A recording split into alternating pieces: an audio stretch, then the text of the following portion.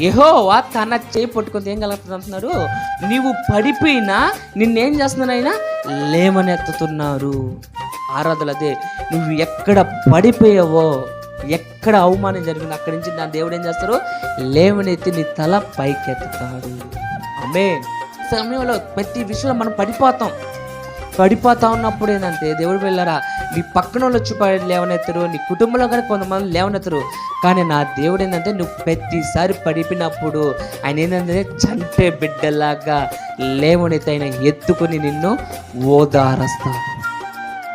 నీ బాధలో కానీ, నీ కష్టంలో కానీ, నీ నిందలో కానీ ఎవరు నిన్ను లేవనెత్తుతాలి.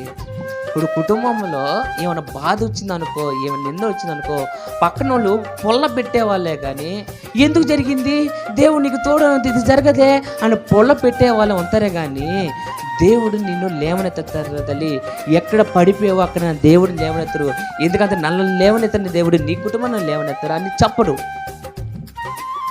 అందుకని నా దేవుడు ఏంటంటే ఎవరు లేవనెత్తకపోయినా నా దేవుడు నీ కష్టంలో నిన్నేం చేస్తారు, లేవనెత్తుతున్నాడు.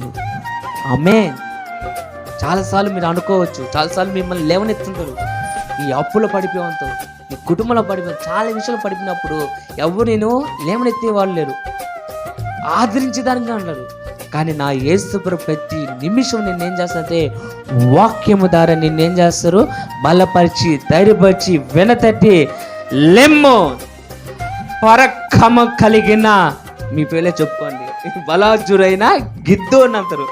ఆ ప్లేస్లో మీ పేరు పెట్టుకుని ఈరోజు దేవుని పైన పరక్రమ కలిగిన ఒక స్త్రీ, పరక్రమ కలిగిన పురుషుడా, లెమ్ము, ధైర్యమును, నేను నీ పక్షము ఉన్నాను, నా హస్తము నీకు తోడై ఉన్నది.